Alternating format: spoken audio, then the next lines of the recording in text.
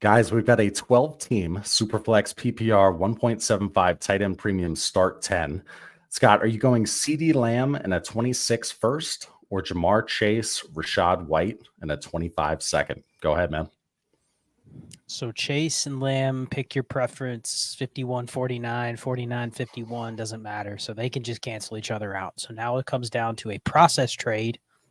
Rashad White in a 25 second for a 26 first. I think that if the second wasn't there, I would be willing to just take the first for a running back and figure out that Rashad White spot elsewhere. But I'm getting a second on top, which allows me, maybe I could sell Rashad White, and then I have multiple outs to still fill the running back spot, and I'm getting the sweetener on top. So I'm going to lean the Chase White in the second side. I feel like I could do more with the White in the second piece than just the 26 first. Sure. But I think we could see a lot of times where if you could sell two pieces, Shane's talked about this in the past, two pieces for a first, you would still consider doing it if that's excess on your roster. So I'll lean the package of three here, but just by the slightest of margins. What do you think here, Shane? You taking the package or the larger package, or you going CD side? Yeah, I'm going to take the package with the White in it. You got Jamar Chase. Obviously, that's equal to or above CD Lamb. I don't know what that symbol is. Equal to or greater than. And then Rashad White in a 25 second. I can put that together and Voltron that into a usable piece. Or I probably need a running back. Let's be honest. We know our lineups. There's a pretty good chance I need a running back, and Rashad White would fill that. And then at 25 second, that might be another running back in season. And I'm going running back crazy at that point. So, yeah, give me the package. I like the package. So for the 2 minutes that we were on before going live, or I guess probably 15 seconds before we went live, Scott was saying Jamar Chase has lost a lot of value. And he doesn't seem to be talked about that much. So talk about Jamar Chase. You're a Bengals fan, Scott. You were joking on somebody's going to take his job. I was kind of saying that in jest. He hasn't really lost value. He just doesn't get talked about a ton, which is fine. I mean, here's the thing. We don't need to talk about the top three receivers. Pick your preference. You can sell narratives or buy narratives on all three. You could sell the narrative that Dak Prescott will be gone, and now CD Lamb is facing the rookie QB next year. You know, I think that's always been the one thing that you can point to Chase and say he's probably tied to the same quarterback long-term without interruption for the next 5 years plus. I was kidding, thinking that Jermaine Burton will be his job, which is not going to happen. But man, these highlights we're starting to see. I mean, those Jermaine Burton catches where he's just catching balls over the middle with no defense. Beautiful. But, oh man, he's just going to be so good. But no, there hasn't really lost value. It's just we don't talk a ton about the wide receiver 1, 2, 3. But maybe it's just because I tune those out. Do we care who the wide receiver 1 is in Dynasty? Not really. I guess debate or podcast or whatever. The question is startup. The question is in a startup. No, I know, but let's say you're on the clock and you can't trade the pick and you haven't already, maneuvered it around. Are you picking Jamar Chase or CD Lamb right now? Equal exposure to all of them. Yeah, I did the same thing in the last listener I'm going the other way. And I think I'll just say this because I'm going to be diving a lot into underdog content. And if there is a tiebreaker, maybe not with Chase, Dak, Justin Jefferson, because all of their quarterbacks are going to probably go in the first 2-ish rounds of a startup, depending on where McCarthy goes. But you also know you're not stacking Joe Burrow with Jamar Chase, most likely, unless you trade up. You could stack Lamb with Dak. You could definitely stack Jefferson with JJ McCarthy. You can definitely stack Amon-Ra St. Brown with Jared Goff. But when it comes to like redraft, obviously it's easier to stack certain wide receivers with their quarterbacks. But in Dynasty, does it honestly, gun to my head, I would probably say, maybe I'm biased, but I still believe that Chase's best season could be ahead of him. But that's just pie in the sky thinking it could happen versus CD Lamb's probably was last year. But that's, he scored 400 plus PPR points last year. So I mean, that's the thing. Like, what are you selling here? There's also that Lamb is significantly older than Jamar Chase by 9 months. 9 months. But yeah, I mean, the only reason it would matter to me is, does anyone have any conviction on who they have as their wide receiver 1, and they are like hell bent on it because like I don't care if I have Jefferson, Chase, Lamb, Amon-Ra, St. Brown, maybe a little below those guys, but of those 3, whatever, Marvin Harrison right below them, I'll take any of the 3 for whatever reason. I have more Lamb than I do any of the other ones, but I guess I gotta love those Cowboys. Let's go to this one right here. This is 5 hammers from Sumo Kid. Ooh. Thank you very much. Much appreciated. This is Shane, we're going to start with you on this one. It's a 12-team Superflex PPR start 10. We have Anthony Richardson as the quarterback, Tyler Algier as the running back, Jacoby Myers, Jake Ferguson, and the rest of the roster is trash cans. The 103, 108, 110, 201, 3, 4, 5, and 8. Gave Kyron and Freiermuth got the 110 and 201. Thoughts? How many of these picks should I make? So Shane, again, it's similar to the format we play, but not that we use as our stock. 12-team Superflex PPR start 10. Talk about this trade first, Shane. Gave Kyron and Freiermuth got the 110 and 201. So I could not care less about Pat Freiermuth. If you want to break this down, basically a 110 for Kyron and a 201 for Muth, I would take that as a win on the Muth side or the 201 side, and they may be a slight loss on the Kyron side. But as in the aggregate, in the collective, I'm fine with that deal. It's not sexy, but I'm fine with that. And how many of those picks should you make? Looking at your roster, every one of them. Have fun with it. Absolutely, every one of them. Unless, of course, look, obviously, can you move the 8 and the 10 to a 25 first? Can you get someone to bite on that second? That 201, well, you already have the 3, 4, 5, 8. So unless you can get the 2, 6, 202 and 207, 202 and 206, I'm probably making all of those too. If I can split the 3 into a couple picks in the second, sure, I'll do that. Or kick to a couple of those, like the 5 and the 8 to next year. I'll look to do that as well. Scott, I'm going to ask you this. With the picks, let's say Sumo Kid does have to make them. Is it best player available and drafting, likability and insulation? Because this team isn't there. How would you be addressing these picks if you have to make them? Because that's an obvious question. There's nice players right there. Yeah, this is not a bad class to just have to make a lot of the picks, which we wouldn't say that about every class. But at the same time, in a start 10, you're probably looking for what can I do with the picks with some delayed decision making, meaning I don't want the outcomes on all the players I'm drafting to happen right away because some of those are going to be negative. So I think just the shift for a team like this would be, okay, I'd probably value Michael Penix a little bit higher than some team that needs production. I'm also looking for, this is, I think, going to be a new way we start looking at receivers as well, is I don't even want to use the likability or the ADV because I think that's hard to quantify until we have a tool or until we have something that says this is their score or this is their number. It's very much where you're getting your information from is what the bias is going to be on players' preferences in terms of the community like them or not. I think it's more of just envision some of the outcomes for some of the receivers, right? You have a guy like Xavier Legette. He's 23. Not a prospect people liked a lot. Now he's in a good situation, has a chance to be the best receiver on his team from day one, potentially. He also has the type of profile. He's big and strong and fast where people, if he's good, right, there may be people that go, okay, the analytical profile and whatever isn't there, but I can buy into this guy. There's also risk if I draft him on a rebuilding team. If he's bad right away, it's done. He's on a shitty team.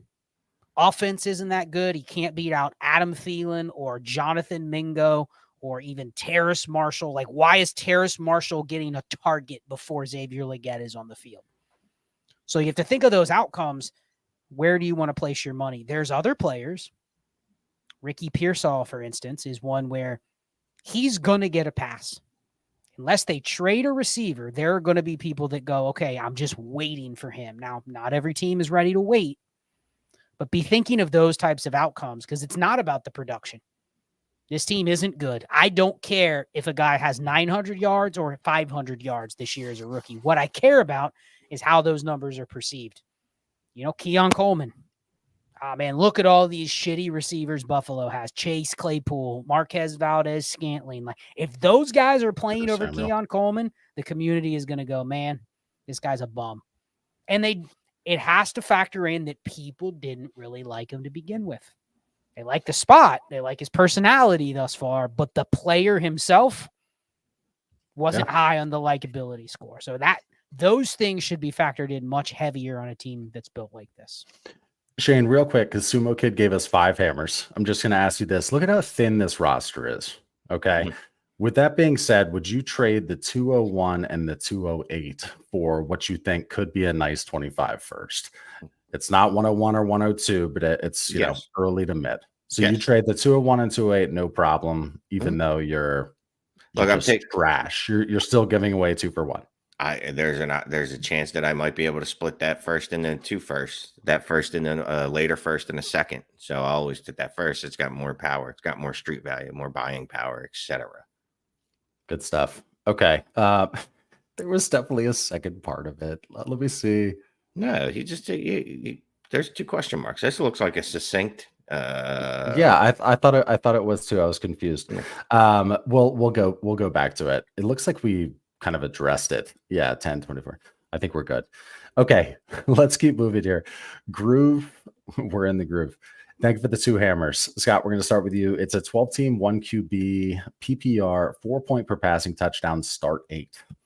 Purdy at quarterback, Jacobs, Kendre at running back, Jefferson, Garrett Wilson, Judy, J-Mo, and wide receiver, Kittle, Fant, and Dulcich.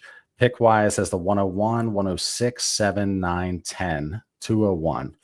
The trade is give the 101, get Tyreek Hill, Justin Herbert, and a 25 first.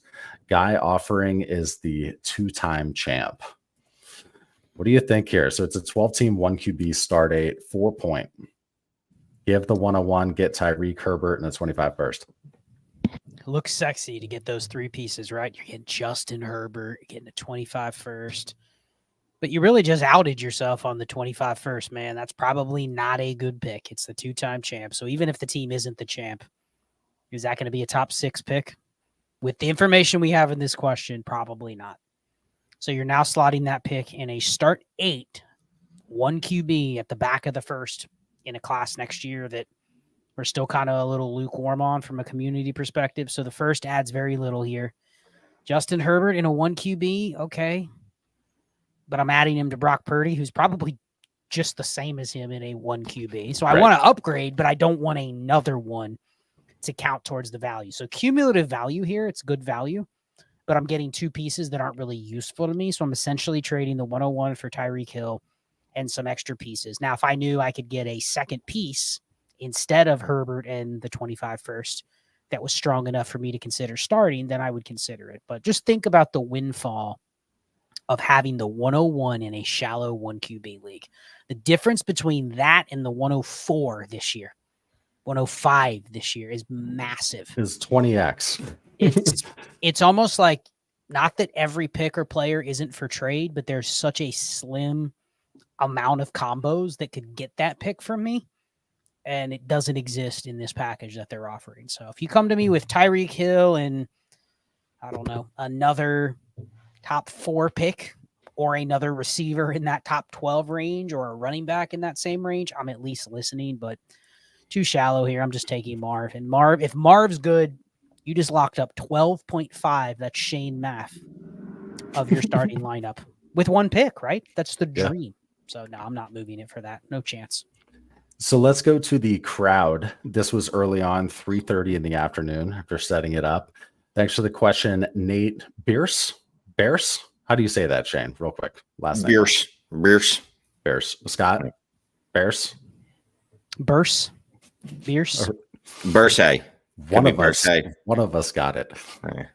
So this apparently is a strategy question. So the format we're going off of, and yeah, we're starting with you, Shane. You're on point. 10-team Superflex PPR 1.75 tight end premium start 9. Love, Watson, and trash cans. Or I'm sorry, Love and Watson at quarterback, trash cans at running back, Puka, Flowers, JSN, Ridley at wide receiver, and then Pitts at tight end. Shane, you have the 101, 104, 110. Scott talks a lot about devaluing QBs in a 10 team. How much do you fade them in a shallow format? So 10 team, Superflex, tight end premium, start 9. Well, I'll say this. I mean, Watson to me in this league would be an example of someone that's utterly not, I don't want to say worthless, but not very worthy of anything. 10 by 10, I think I don't devalue anything. I just 10 by 9. Let me 10 just by 9. Yeah. That would even less, 90, right? I value certain players more than I would, I guess. And not really. What the fuck? I mean, let's be honest. I'm always going to value rushing quarterbacks. It's just this format, they're even more valuable. They're even more better because they can put up wild weeks, whereas Justin Herbert's going to need to throw for 400 yards and 5 touchdowns to do what Jalen Hurts can do, rushing for 110 yards and throwing for 200. So guys like Watson, yeah, they're devalued because there's no scarcity for a guy like Watson. There's only 10 teams, right? So let's times that by 2. Let's see, there's 32. Everybody could have 3.2 quarterbacks. I don't know if that's a lot or not. That's more than you could have in a 12 team, right? Because there's more teams. So it devalues guys like guys like Watson because there's probably 10 other guys just like him. So I have no reason to trade for him. Plus, I can find his production on the waiver wire if I really wanted to. What do you think here, Scott? 10 team, QBs, devaluing. You definitely do so, but talk about it in this shallow format. I do, but it still is. You have to have some player analysis here, right? Like you're probably envisioning Jaden Daniels with the highest upside if the 5% outcome hits. But I also think Caleb Williams has a floor, but also upside. We sit here and go, oh, Caleb Williams doesn't have a super high ceiling, yet 4 of the top 7 quarterbacks in Dynasty are pocket passers just because they're very good. They're efficient. They throw with high volume. So, yeah, is Caleb Williams ever going to be QB2 overall? No, but we've seen plenty of – look at Herbert, Burrow, Stroud. They've all spent time in the top 5 in Dynasty. So to say it's a bad pick isn't true. Really, what we've harped on is I would take Neighbors and Harrison over quarterbacks in 10-teamers, but I'm not going, okay, I'm going to take Brian Thomas Jr. over Caleb Williams because it's a 10-team league, especially like Shane said with that team. Now, the team has 101 and 104, so I'm definitely not taking a quarterback at 101. And at 104, if a quarterback falls to me, then I'm totally fine taking Caleb Williams or Jaden Daniels. But if they don't fall to me, guess what I should be able to do, according to what Shane's analysis was? Go buy another Deshaun Watson and another Deshaun Watson for nothing. Mm-hmm. So, yeah, do I have a stud? No, but I can probably find 3 Deshaun Watsons. I should be able to go get a Geno Smith and a Jared Goff. And now I have 4 starters, and I shouldn't even have to touch a first rounder. So I'll circle this all the way around and say you have to also know your league market. If your league market is going to say, Shane, I'm not selling you Jared Goff unless you give me a first, I'm going to say I'm not paying a first for that type of QB in a 10-teamer. Your league should then also value what higher? Drake May, Yeah, McCarthy. Now, if they don't, then you're just getting played by the manager you're trying to trade with. So you have to know the economy in 10-teamers more. Some of them, people go quarterbacks are super overvalued. Okay, if you're telling me that, then you can take Caleb Williams or Jaden Daniels, and you should have a better asset than maybe I think you do. good stuff. Shane, here is DJ Kennett gave us 3 hammers. Thank you very much. This is 1 of 2. Don't let me forget to not read 2 of 2 for the. So this is a 10-team PPR start 8, 30-man rosters. Gross. Herbert, A-Rich, Love. Bijan, Brees, Gibbs at running back, CD, Chase, Puka, JSN, Reed at wide receiver, then Laporta and Mayer at tight end. But pick-wise, 101, 2, 3, 5, and then has a 203 and 205. Turning the 101 and 102 into Caleb and Marvin Harrison Jr., how should I approach the 103 and 5? He tried to trade the 105 for A.J. Brown unsuccessfully. Then for the 106 and 202 unsuccessfully. League activity is mid, looking to contend. So Shane, 10 by 8, 10 teams start 8. I said gross because it's 30-man rosters too. Yeah, this is not a super flex, I'm assuming. It's got to be a super flex. He's got 3 Herbert and quarterbacks. A-Rich and Love. Why am I even drafting? I gotta be honest with you. I would just take Neighbors and Marv. I wouldn't even. I know we were just talking about shallow leagues. What do I need with Caleb in a start 8 when I already have Herbert, A-Rich, and Love? You have 1, 2, 3. So you'd go. I could take them all. Okay, Yeah, so fine. I'm taking mess with ADP. Mess with ADP. I'm taking Neighbors first. Then I'm taking Harrison, and then I'm taking Williams. I'm already assuming he can't trade any of these picks because it's start 8. Everyone's rosters are absolutely monstrous. And then 105, I mean, I don't know if there's a tight end premium, but I'm just going to take, he's already got Laporta. Like, Jesus, Christmas. I didn't curse there. I said Christmas. Yes, you did. I mean, this isn't, I mean, I'm trying to make this more complicated than it is, but it's really not. Like, you're literally just taking the best players in the draft. Like, am I missing something? Scott, you're fine, Shane. Quit while you're ahead. Scott, you were talking about stacking earlier when you brought up underdog and all. In this kind of format where it's a 10-team start 8, are you trying to just stack wherever possible? I mean, is that more of a strategy, more of an effort you're trying to make? Sure, in certain spots, but I mean, let's be honest, this roster literally has 9 of the top 20 players. You also have the 101 and the 102. They also let you get the 103 and the 105. So it's a shallow league. It's start 8 30-man rosters, which is absolutely atrocious. This league's market is just probably nightmarish. If you want a stud, you literally have to go through this team to get a stud. And here's the problem. Like, what does another team have to give to this team? Yeah. Quite honestly, like, okay, sure. Can I buy your Puka Nacua? Like, you don't have anything probably to give me unless I'm just selling for future picks. Can I go to the worst team and just get all of their 3 future firsts? Because I don't even need Puka Nacua on this team. I mean, JSN, Jaden Reed, those are just afterthoughts. But so would you trade the 103 JSN and call it Jaden Reed for Justin Jefferson? No problem. I mean, you're just sure. You can or make it the 102, right? It's sure. You can still be able to get Marvin Neighbors. Sure, but that's like saying, I have 4 houses and you're going to offer me an $8 million house to be my 5th and I get it for $7.8 million. Well, I don't even need it. You know what I mean? There's not really a point to do the trade. But sure, if you can consolidate, I don't know, maybe his next goal, Clay, will be, I want to get the top 12 players in Dynasty. There's literally no reason to do any of it. I want to have the top 12 players. I mean, come on. He's got a 30-man roster. Just make all the picks. Like Scott said, you already have literally like every superstar player in the league. Like it's well, Shane, I put 103 on the block. Can anyone in the league even offer me anything I'm interested in? Did he not have CD Lamb? I don't. He did have CD too. He had CD too. CD Chase. CD Chase Puka already. And he's getting Marvin Neighbors. AJ Brown, except that I probably tried. He tried 105. Like I couldn't even start AJ Brown though. That's greedy for the 105, right? Like he's trying to go to the bottom of the picks. AJ Brown. No, so you might be right. You probably couldn't start him. Oh, that's good stuff. Yeah. We upgraded running back. No, we have Bijan, Brees, and Gibbs. Yeah, like it's like the Infinity Stones. You're just trying to collect all of them. Like, all right, go get Christian McCaffrey, and I guess that's it for fun. And at wide receiver, go get ARSB and Marvin Harris. Oh wait, you're going to draft Marvin Harrison. Here's what you do with that team. Here's what you do to that team. You offer to pay a second buy-in. You offer to split your team into 2. And then you play 2 games a week. You're playing. You to use half. I just team. Picture you at a blackjack table playing 2 spots.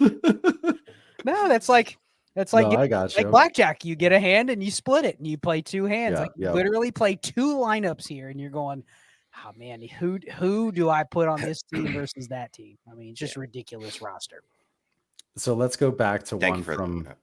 Go ahead. What's up? Thank you for the hammer stuff. Yeah, it was a pay to brag. It was a pay to hammer, however we're going to call that. Okay, so here's another, might as well stay on the unique format side of things. Scott, Tyler Skinner, thank you for the question. He says, how would you handle roster construction in a unique league like this? It is 8-team, 2 QB, and a Superflex. So it looks like you can start 3 QBs, and it's start 13. So 8-team, start 13. How would you work the whole war thing into this league construct? Yeah, so 8 by 13. So you're starting 104 players, but you can start 3 quarterbacks. So the scarcity really isn't probably that much different. I would say, just knowing how the war is probably distributed, unless the scoring is something crazy, it's probably going to look very similar. So you are going to, even though it's an 8-teamer, you are still going to probably value at the top of the league the elite quarterbacks, even more so than you would in a 12-team. I know a 12-team Superflex quarterback, that's 24. Here, 8-team, 2 QB and a Superflex, it's still 24, but you still have to start 2. So there's going to be teams that are stuck at the bottom. And there's only, 10 other starters besides the 3 QBs that you're probably wanting to start? So you almost have to have 4 QBs at least, because you have to start 2. There's going to be injuries. There's going to be buys. So I probably still construct pretty heavy around QB, but I think here's the team I'd be scared of. The team that kind of punts QB and you're going, what are they doing? But if they're able to get by, but they're stacked everywhere else, they could beat you. But other than that, there's going to be some teams that destroy themselves by just not playing QB right. Mm-hmm. Yeah, sounds good. Okay, let's move back to hammers. And hi to the 882 eyeballs watching us 26 minutes in. Appreciate you. Hit the thumbs up, the heart, whatever you see in front of you. Easiest way to help out the channel. Okay, Shane, you're going to be up first. And this is 6 hammers from Chill Blinton. Thank you so much. Appreciate that. 6. Rock yes, on. 6. 12-team Superflex, PPR 1.5 for the tight ends, start 10. Startup draft, give the 209, 304, 609, get the 105, 905, 1105. I have the 104 in the startup. And the 202 is solid move since I don't have to give up a future first. How would I attack the draft if I accept it? So 12 by 10, small tight end premium. Give the 204, 304, 609, and you're getting the 105 and then a 9th and an 11th. And he's got the 104 right now. I don't even mind giving up like a 2 and a 3. Well, I do. I hate giving up back-to-back rounds like that. Like that's always, I always never try to do that. Yeah. So even in the no flex league, you noticed I made a lot of trade ups, right? But one of the things I kept trying to do, I didn't always pull it off, but one of the things I kept trying to do is make sure that I didn't give up back-to-back rounds, just because I didn't want to be in a position where then I had to completely overpay then to get back into another round when I wanted to get up when someone's falling. Because what'll happen is someone's going to fall and you're gonna want to get up. I'm fine with the 209. I missed it. I just saw that I'm on the clock in the flex league. I'll have to ask the crew. I'll try the 209 and the 409. Is that what that would be? Right? Yeah, 209, 409, and a 6 is fine. And if I have to take the 105 and 9 and a 14 back, I'll do that. So I'm actually on board with this. I'm still in the mood getting absolute smash quarterbacks. I don't remember who went at 209 in our draft in no flex since you just had it up. Yeah. That's a little different because it's a 2 QB league. But well, I have the ADP in front of me, so this would be the equivalent. This would be the equivalent in a super flex. Kyler Murray, Bijan, Trevor Lawrence, and Xavier Worthy. Kyler Murray, Trevor Lawrence, Xavier Worthy. Okay. Yep. And you are trading away at the 105. You're trading away Lamar Jackson. And you are getting back the likes of, let's say, Keon Coleman and Will Levis.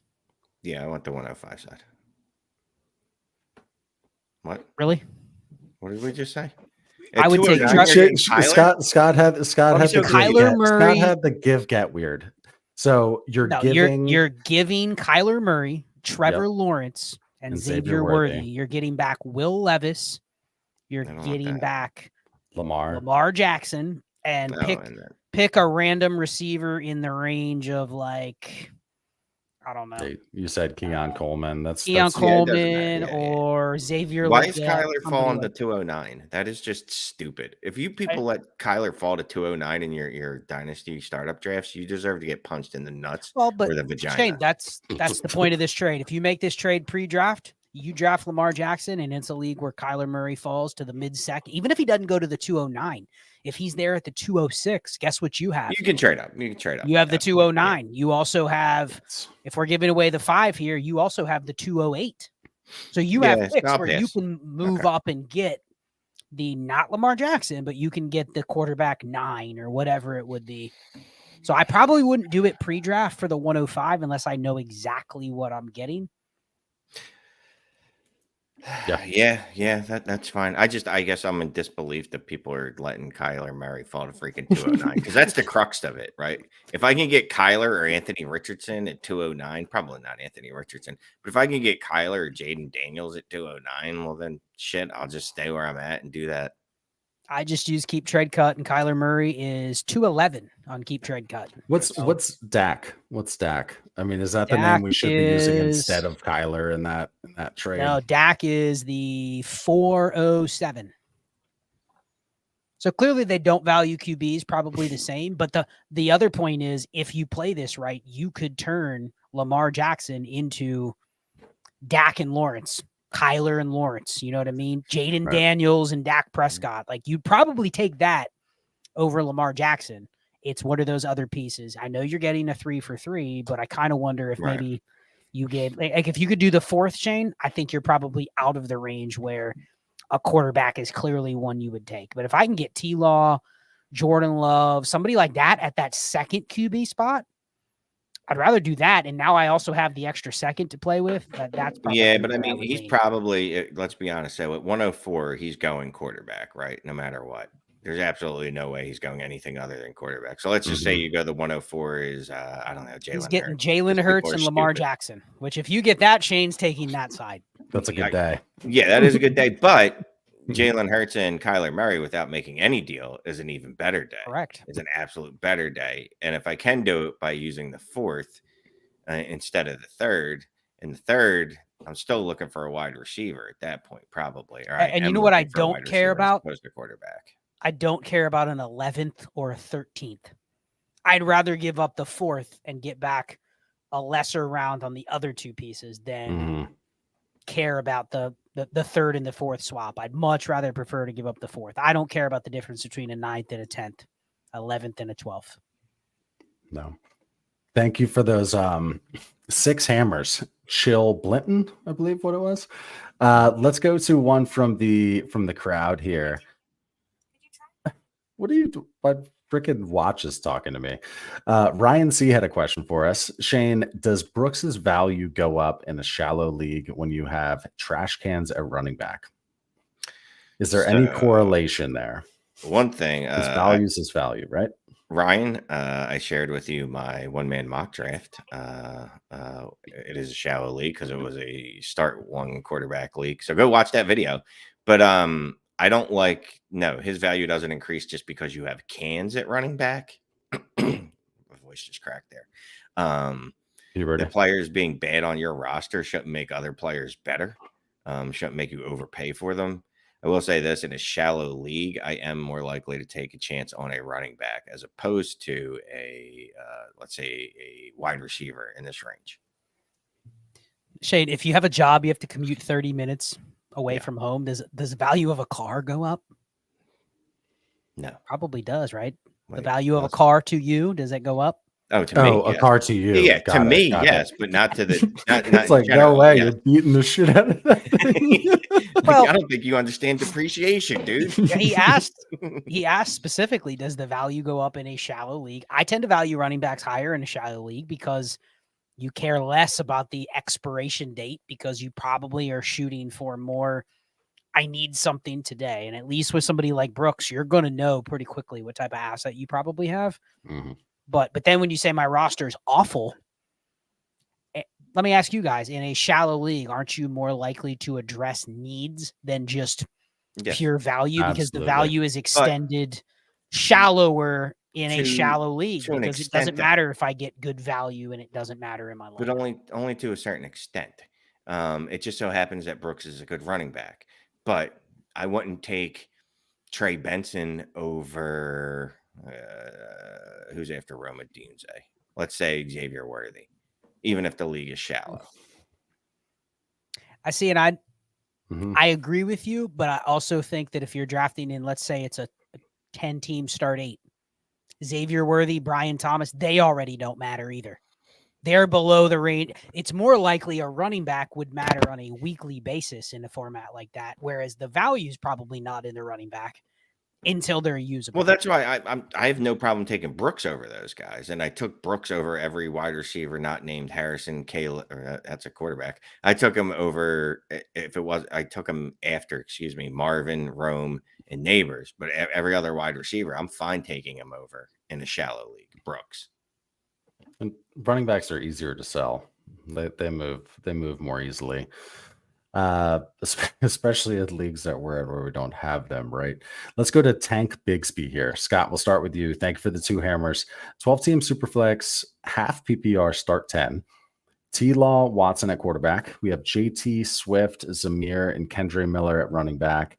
JJ Seedy, DJ Moore, T. Pickens. Let's add in Dio John.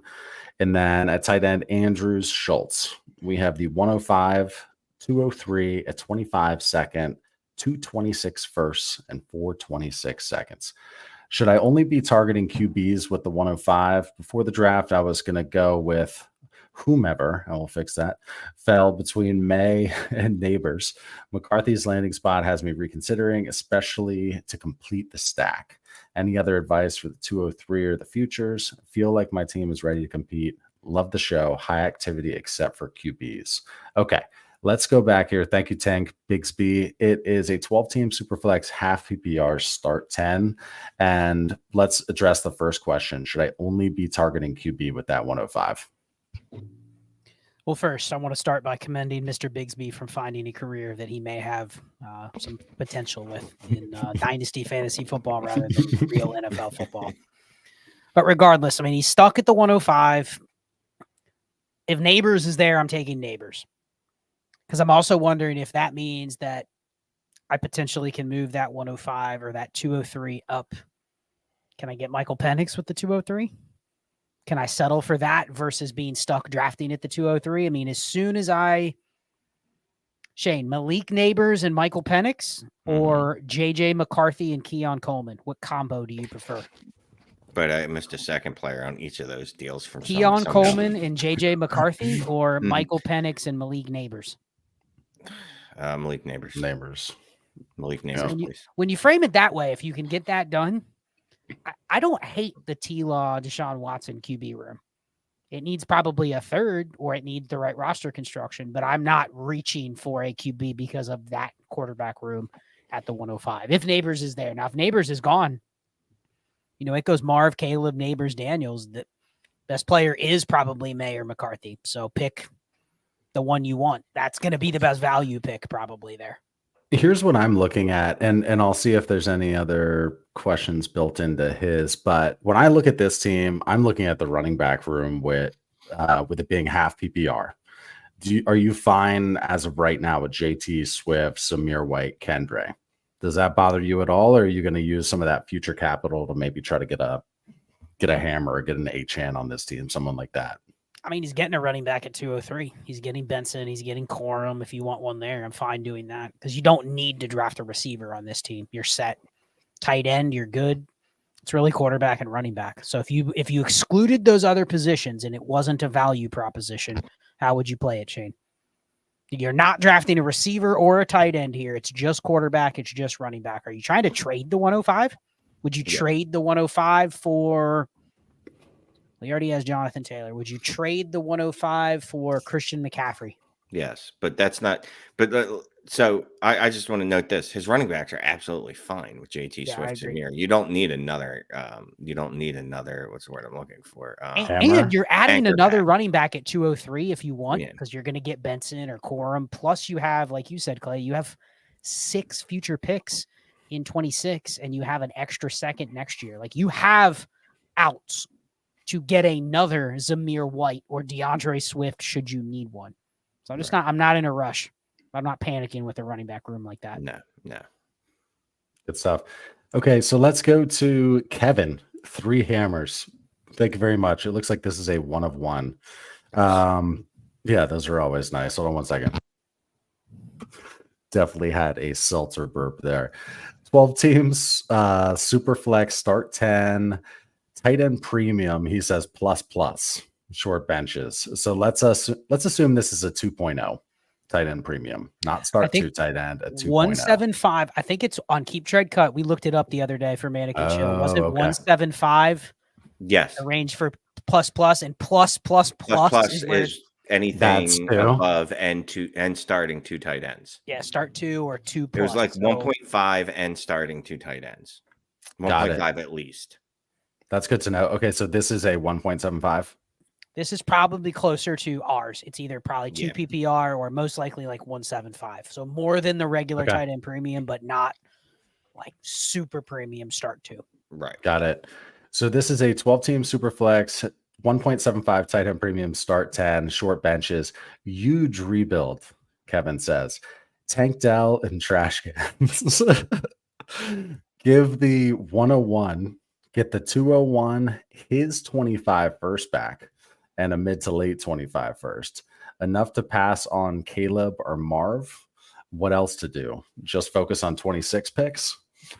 So that's it, man. Basically, our format. So he's got doing it. Tank Dell. That's it. 100% doing it. I want my first. His first next year is you're getting another first. Yeah, I mean, you are just delaying the gratification.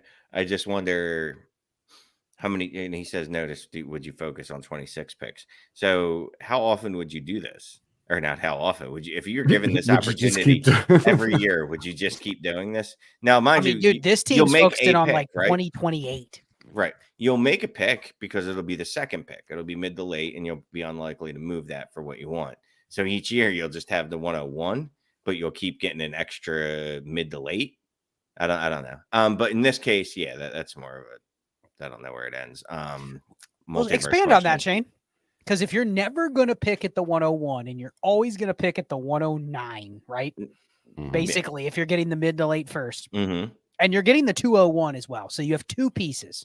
Yeah. But let's say you make those picks. How many years would it take you to catch up drafting the 109 and the 201 and just trading away the 101 every year for basically a 2-pick tax? How many years does it take before you say I'm picking the 101 in 2028? I mean, honestly, I do it once, literally once. Right. Except that, so here's the problem, right? So you go in the draft next year, and I'm not saying that the quarterback class is bad because it's May 14th, 2024. And as Ray likes to point out, we have no idea what the quarterback class is going to look like last year. Jaden Daniels, Bo Nix, Michael Penix, these are all guys that no one thought were going in the first round. And one of those dudes just went in the second round, second overall. But just in general, say the quarterback class is just awful next year, then what do you do? And it's because it's going to be heavy on running backs. So the best top 5 players are running backs. Like you're going to be in a situation where you have to trade it again, right? Is there a deal though, where basically assuming this trade is on the table every year, it doesn't matter who the player is, what position they are, this is on the table? Some version of this is probably on the table. Yeah.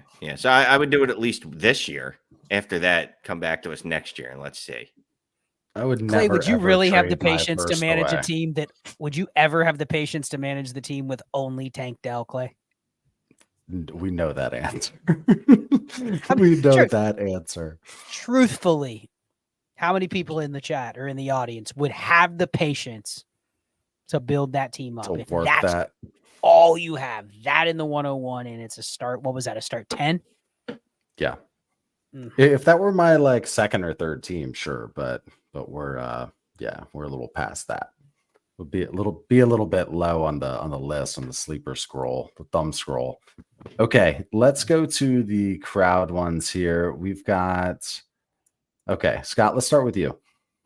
Andrew Hingley, thank you for the question. It is, when rostering all the backup QBs, what do you do when one of them gets a starting role for a few games and you're fine at quarterback? For example, you roster Lamar and Burrow and have all the backups like Mac Jones, for instance, and T-Law goes down for 6 games or so, do you look to flip straight away or hold as you now have a relevant third QB for bye weeks, etc.?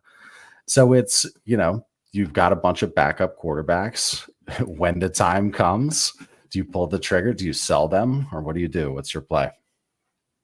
So let's just expand on this theory. So you're holding backup quarterbacks for multiple reasons, which is why it's a viable strategy. It's not just so that I can flip them, but it's also because you are dinging or denting the numbers game in your league, right? If you have to hold 12 QBs to accomplish the strategy, okay, let's say there's not 67 QBs that start a game next year, but there's 58. And you've generally been pretty efficient on the ones you're holding. You have 10 of those 58 that start games throughout the year. You've changed the quarterback market a little bit. Got it. Right? You have, for sure. You've got 18% of the QBs. Now, you're not going to need to use all of them when they have their spot starts. So the most important thing is, if you're going to do this strategy, and I'm guilty of not always doing this. People will probably find rosters in mine where I'm violating this exact rule I'm going to speak of. If you're going to do this strategy, don't carry value in QB on your roster that you don't need right now. It's May. So I shouldn't look at a team that has Jordan Love, Dak Prescott, and Derek Carr, and they're holding all the backup QBs. Like, get rid of the Derek Carr. Get rid of it for something that can help you. It's a better tight end. It's a running back. It's a future pick.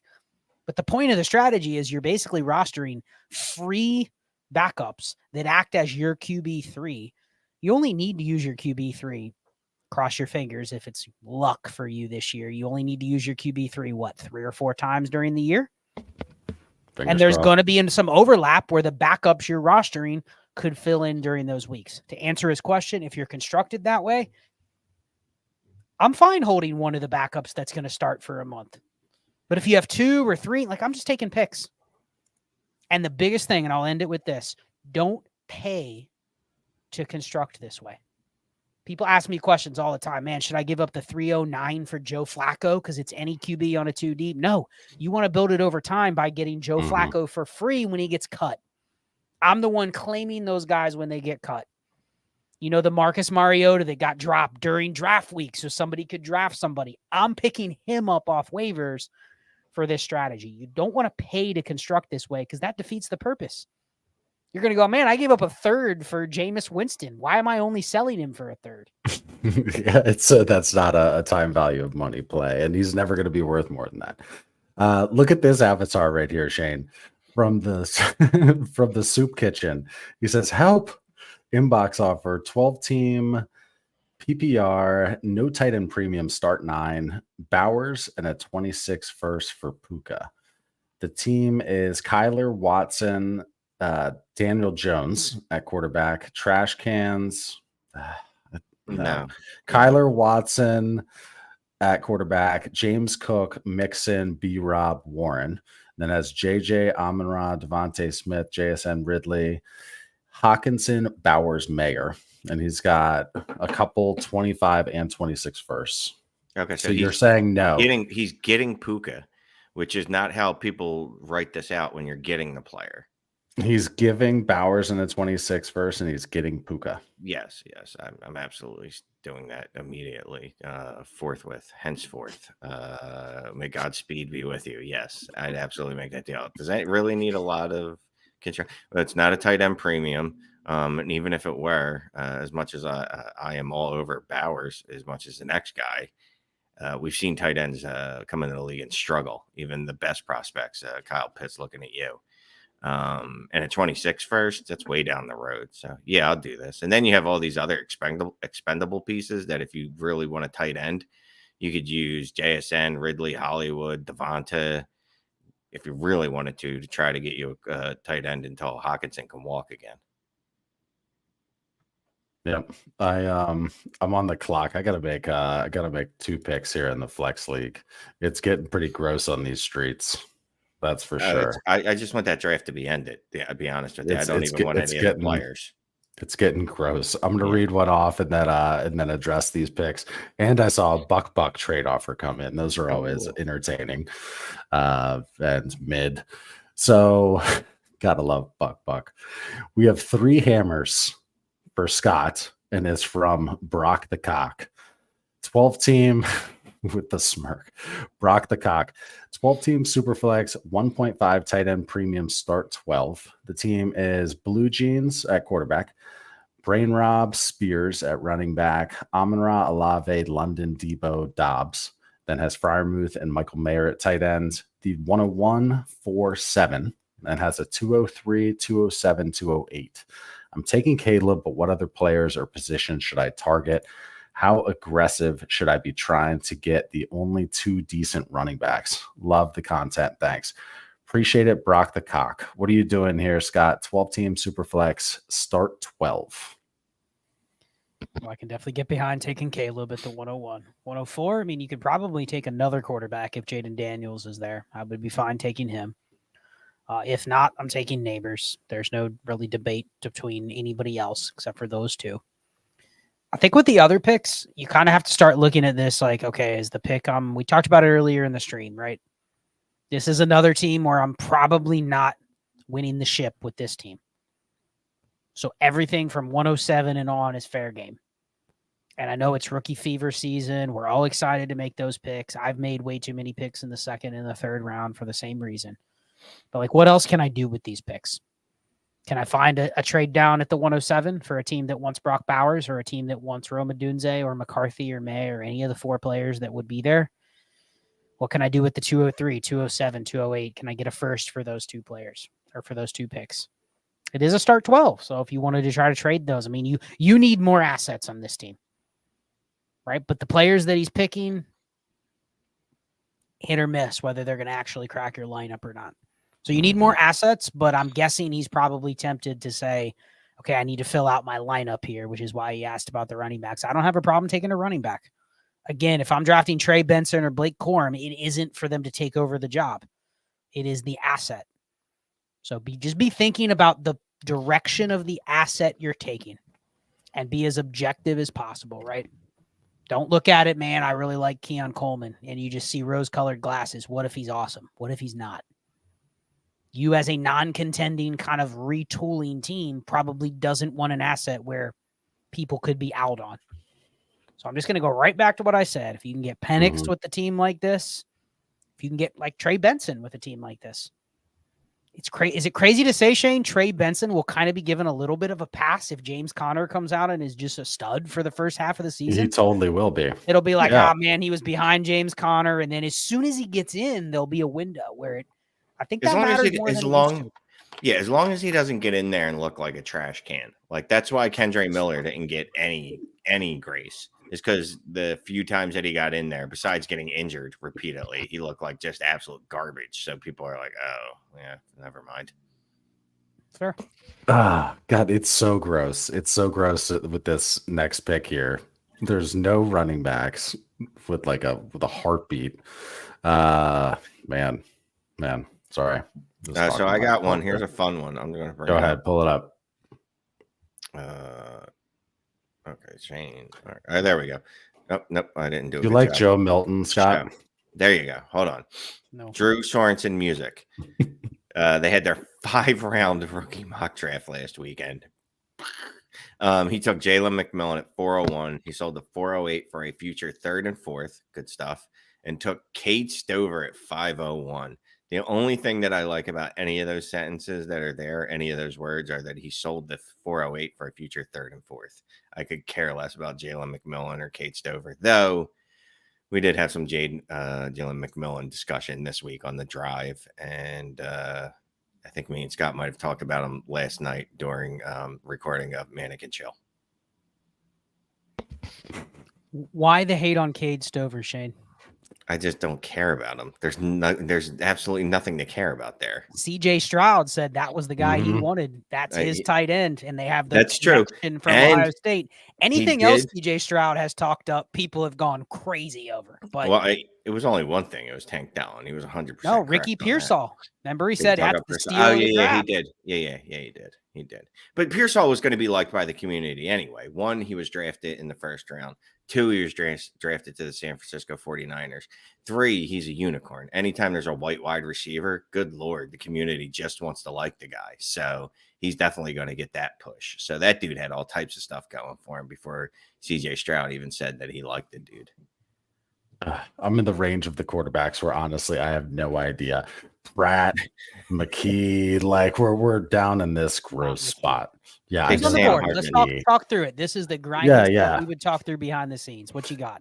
Yeah, so on the board, and this is the no flex league. So it's start 2 quarterback, 3 running back, 4 wide receivers, 2 tight end. Okay, so literally no flexes. Jalen Hyatt, Mingo, Miles Sanders, just trash cans. And then at quarterback, Milton, Jimmy G, Pratt, Tanny. I mean, it's nasty. In the tight ends, Schoonmaker, Noah Gray, Brevin Jordan. So I was just reading about Stover too, because looking at Brevin Jordan, just a heartbeat. I mean, if Kate, okay, so considering our options in this draft, I'd be okay with Kate Stover. Although I think he's off the. He's gone. He's gone. It's an easy answer. I'll tell you what I'm taking is Jimmy G.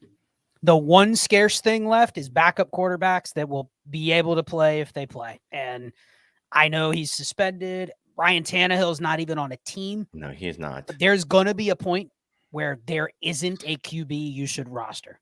There's not going to be a point where you go, there's not a tight end I couldn't envision getting on the field. There's not a running back I couldn't envision getting on the field. I mean, Jimmy G's on the Rams, dude. Every quarterback that's played on the Rams has been good.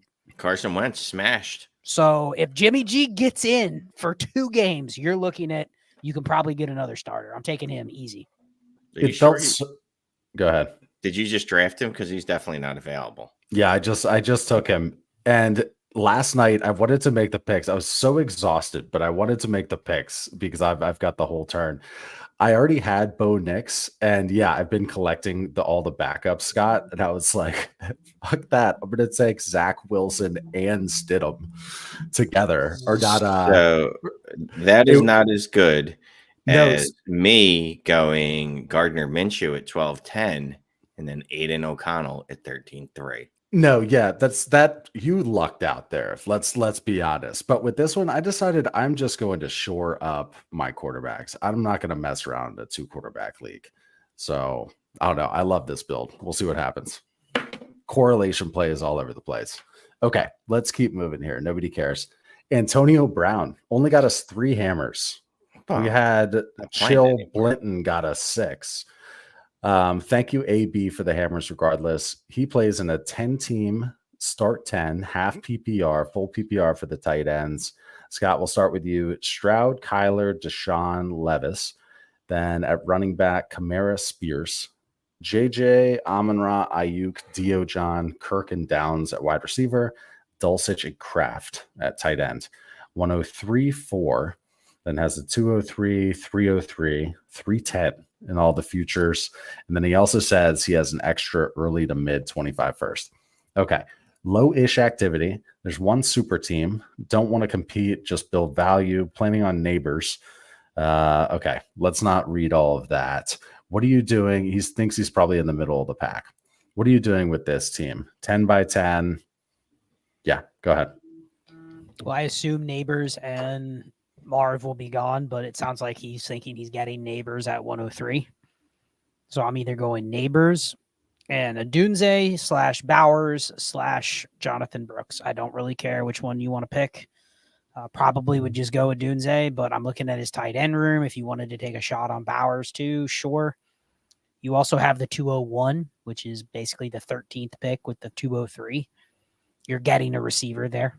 You know what I mean? You're getting Keon Coleman, Xavier Worthy, Lad McConkey. You're getting one of those there. So if you wanted to pass on the second receiver and go Bowers, it's early for Bowers. But again, if there's a team you would draft for the positional advantage, it's one that has Tucker Kraft and Greg Dulcich. And Dulcich. That's the pick. That's a pick for me too. And this team can contend. Stroud, Kyler, Watson, Levis. I mean, you're good at quarterback. You have plenty of firepower at receiver. You're adding Malik Neighbors. You draft Bowers, he's your starter. You know, if you wanted to take Brooks, fine. It's a contending team. I'm fine with any of those. What I'm not doing is taking Drake May, JJ McCarthy, or Jaden Daniels. Not on this team. Yeah, he said there's a super team, but yeah, not on that team, right? You don't want to. If there's a super team, you don't want to be taking those potential side boob quarterbacks, as I like to call them. Okay, let's keep moving here. Thank you, Antonio Brown, for the 3 hammers. Much appreciated. What time do we got? We got Scott yawning over to the right. Don't see Scott doing much yawning. What energy drink are you drinking these days, by the way? Celsius. I've been drinking Celsius for a while. So yeah, hook them up with the sponsorship. What's your favorite flavor, Scott? Sour apple, the green apple ones. They're good. Okay. Watermelon and sour. That does sound good, actually. I like that. Okay. Good. Maybe we'll try it. Okay, let's go on to Peter Jansen. Shane, you ready for this? Yeah, let's rock. Thank you, Peter. So this is a 10-team Superflex start 11, 1.5 for the tight ends. Allen, Daniel Jones, and trash. And then at running back, Zeke and more trash. Has T. Waddle, Kirk, Christian Watson, Jacoby. And then Pitt, Schultz, and Chig at tight end. 103, 410. Has a 204, 225 first, 425 seconds, 226 first. Traded Love, Thielen in the 104. Okay. What the shit is this? Okay. Traded Love, Thielen in the 104 for 27 first and second. No. Was there a second part? No, this has got to be what it is. Okay. Hold on. No, he traded Love and Thielen for the 104 and the 27 picks would be my guess. Yeah, so let me stacking those 27, Shane. Let me read the second part and then I will clean up that trade again. Draft is tonight. Set with Neighbors at 103, but stick between Daniel / Dunze at 104. Thoughts on the 104 in this format plus potential moves? Trying to tank, pretty active league. I mean, I'm a big Dunze fan. Like, I'd swallow that dude off, but no, you got to take Daniels in this. Are you kidding me? But it's a figure of speech. Oh, it's a set a ton. You haven't been in a meeting. Not what I had on my dynasty analysis. You're never sitting in a meeting and someone's just like, "Oh, I'll swallow him off." Yeah, you hear that all the time. Go back to the first part of that team, please. I've not heard that at my workplace before, or at ever until today. In church, I forget. Maybe it was church. It might have been church, or it was at work. Either way, I'm going Jaden Daniels at 104. Pair him up nicely with Josh Allen. I mean, I know it's only 10 teams, right? Yes, so quarterback's less scarce. Blah blah blah blah blah. Daniels is a unicorn, so I'm taking Daniels here. Give me all the Daniels. So now that it's easier to read, are you good, Scott, with the trade gave Love and Thielen, and you got the 104, a 27 first, and a 27 second? Now that we're talking through this, you okay with that? Okay. If the plan is to take Daniels, I mean, Daniels, Love, you got a first and a second for Adam Thielen. I mean, I don't that's incredible. 2044. I would rather have that. So, yeah, I'm good with it. Nice. Okay. Thank you for that hammer, Peter. Gosh, I can't wait to listen back to that. That's going to be gold. It's like right at the hour mark too. It was so unassuming, just random. And there was no filter before it came out. It was just. And then your eyes were like. When you cannot warn people that stuff like that is coming. It's just no fun that way. What fun is that?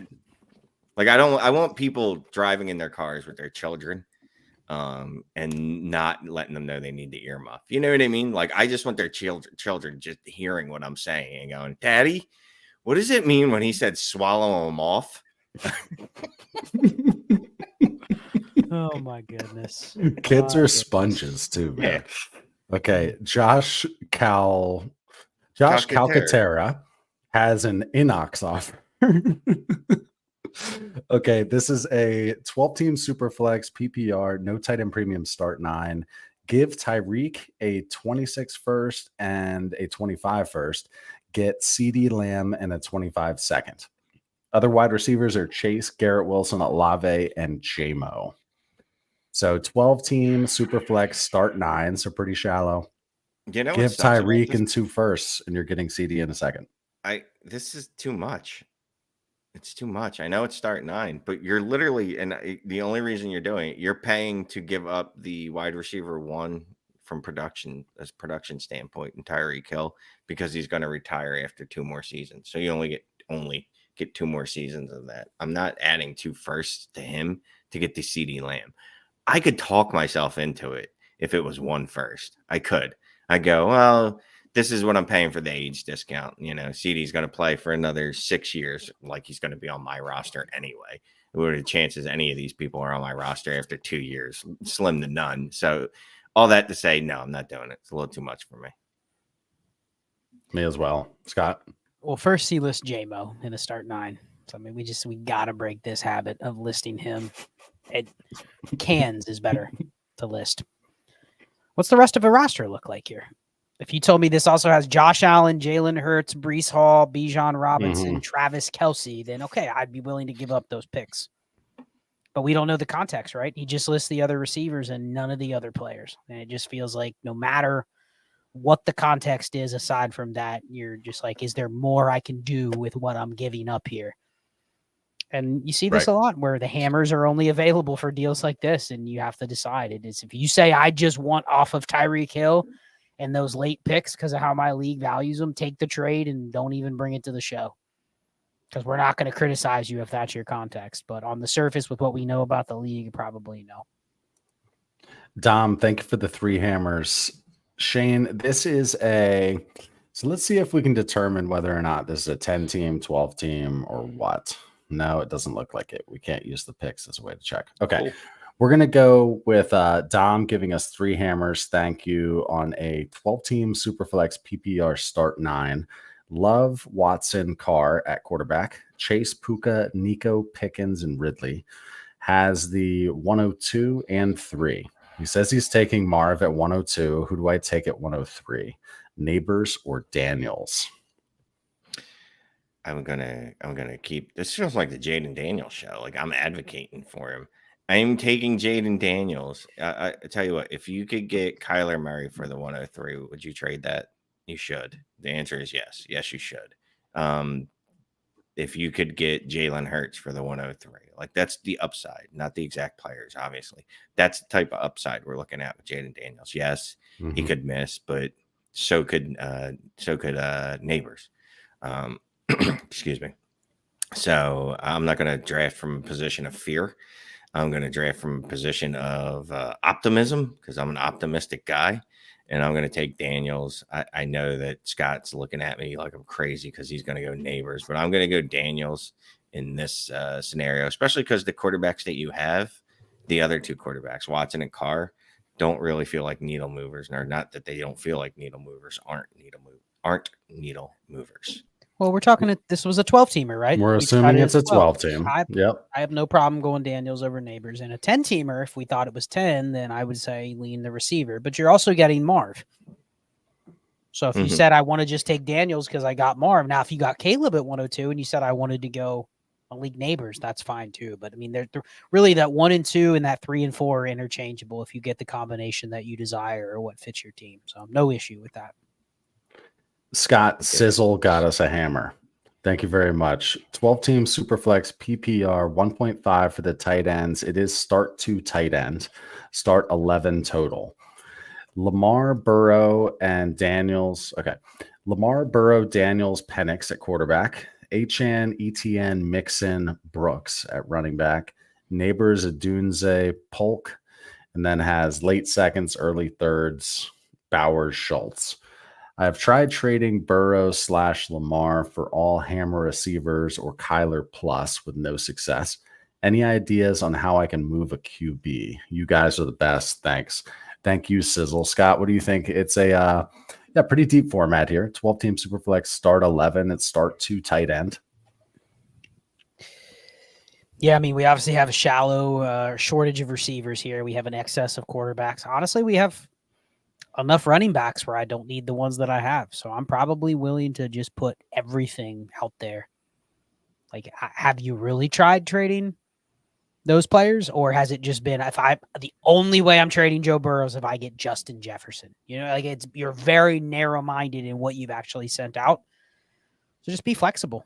You mentioned Kyler. Was that trying to tier off of one of them to get Kyler and get extra value? Yeah, Kyler, exactly. but no Kyler's listed here. Okay, so it's like, yeah, okay, try Kyler plus. Mm-hmm. I think you just got to be flexible with what you're willing to trade. Like when you draft a guy like Jaden Daniels, you're probably going like, okay, now I'm trying to trade Jaden Daniels, or I'm trying to trade Michael Penix because he doesn't fit on this team. I don't need him. But what you should do is if you draft Daniels, the ability is to now be able to move Lamar everybody Jackson. on. You draft Jonathan Brooks, the ability is now to move Travis Etienne. So just be flexible with what you move. Clearly, everybody knows you need receivers. They're not going to come to you and go, oh, you have 4 good quarterbacks. You have 4 good running backs. Let me hand you 2 stud receivers to help you out. Like, you're going to have to be creative. You're going to have to be willing to give somebody what they want and search around and be a little agnostic on what players you get back. But you can find receivers. And this team can win without hammer receivers. It's a half PPR, or it's a half point tight end premium and a start 11. You can win with just some innings eaters receivers. You don't need superstars. You have enough firepower at the other positions to be fine. Yeah, it's definitely a contender here. Focho. Okay. Thank you, Sizzle, for the hammer. Appreciate it. All right, we're getting close here to the end. Here, vapid. Vapid. Okay. Thank you, Mr. Vapad, for the question. It says weird portfolio strategy question. Is there such a thing as too much exposure to a stud like Jefferson, Lamb, etc.? Or are you always just willing to acquire one more of them? That's actually a good question. Are you worried about exposure even at the highest of high tiers? I won't seek it out like in a startup. But if it's a trade where it's just coming your way and it makes sense to trade for those players, it's kind of self-fulfilling, because how often do one of those players cross your desk on a trade offer when it's not including one of the other players that's in a similar tier, right? Like, you're not just getting the random Justin Jefferson for 2 firsts offer where you go, okay, I'll just take it and worry about it later. So in a startup, I'm going to be more meticulous on the exposure I have to certain QBs or certain receivers. But if you're just telling me I get another one, it's a really good asset. I should be able to then go. Now, I'll just say this to Vapad's question.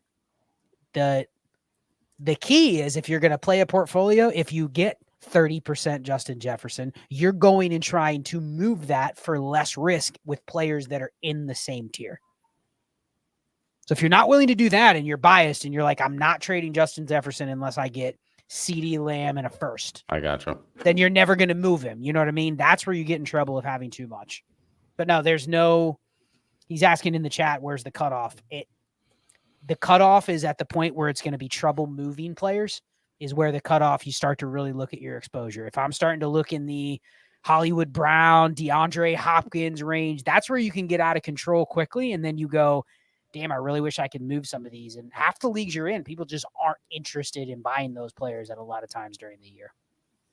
I'm going to put this one up from Matthew Mattel. Shane, he asks, hey guys, I'm wondering if you've ever declined a fair tier down offer because the other person's team was too good. At what point do you start overcharging for loaded rosters? No. I've literally never done this. You offer me a fair deal. I don't care if you're the super team or not, because I'm probably not beating you anyway, regardless if I make the deal or not. And unless all of the other 11 to 15, that'd be 16, that'd be 10.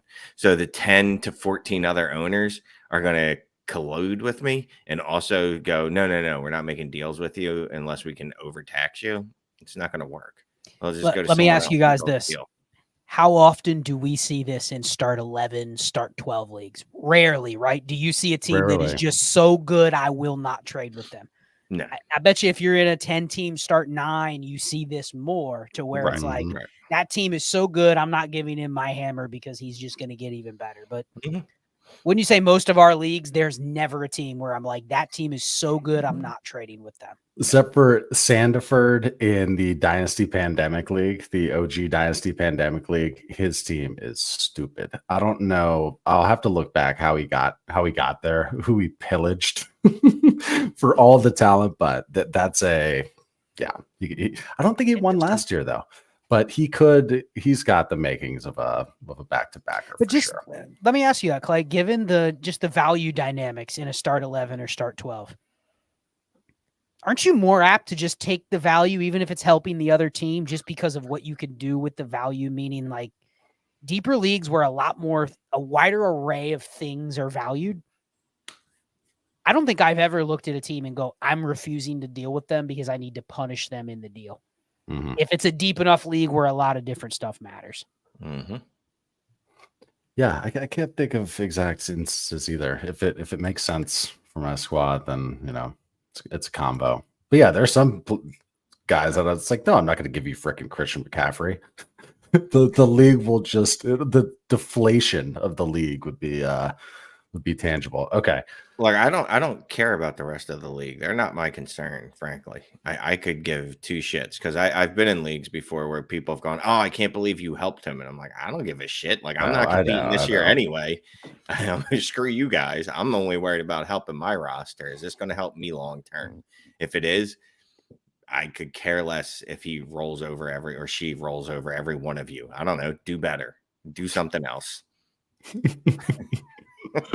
That's a good way to end it. We are 1 hour and 16 minutes in, and yeah, we'll talk more about it. We're gonna have like a couple little changes here at Dynasty Trades in 5. The end of the month, what is it, like the 29th or something like that?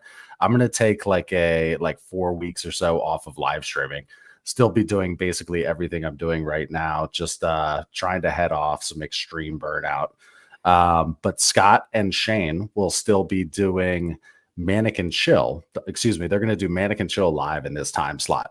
So from our usual 8:30 on Tuesdays, that's our night. We're not giving that one up. But yeah, same everything else. There's not going to be much disruption on your end. Maybe one less show, but I'll make some extra shorts and stuff too. So anyway, appreciate you all, the 1,232 people in here. Hit that like. We appreciate you. I'm going to end this stream. Later.